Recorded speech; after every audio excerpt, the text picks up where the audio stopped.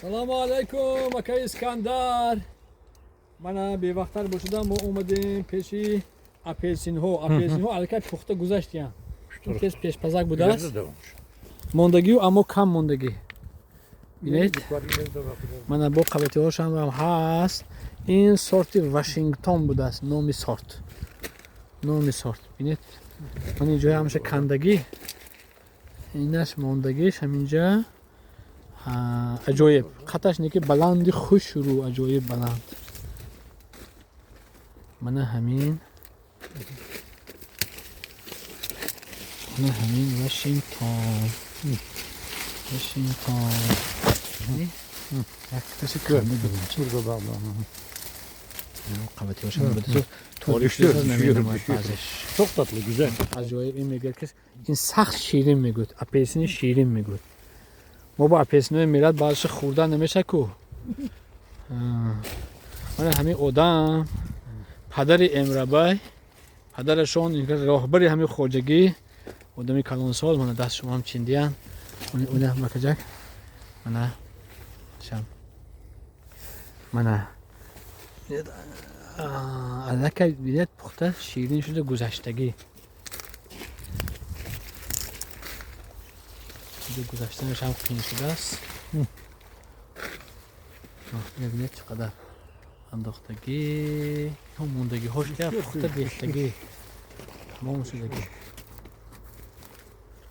این سورت واشنگتن یعنی همه که سورت این شیرین میشده سخت شیرین همه شیرین ترینش همین بوده است من همون باید طرفش هم گذاریم چی این ریش و هاش هم بینید چقدر غاف شدگی این 2 ساله بوده است حتی میگن 2 سالش هم هست این کدام قطورش 2 ساله بوده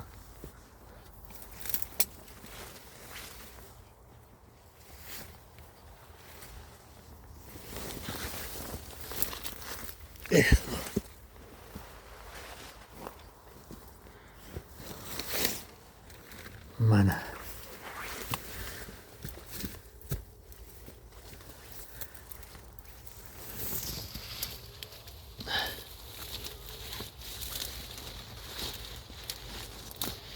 جلوی همین درخت‌ها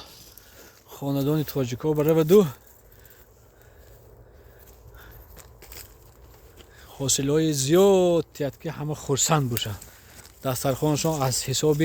درخت‌های خانه خودشون پر شود از مغازه ها نیو از همین ها پر شود از درخت‌های خودشون کمتر بیوقت شده استاده است الکی شام شده اینجا خب و همه اهلی گروه سلامتی بر دوام سربلندی و موفقیت ها خواهانیم موفق باشید و سربلند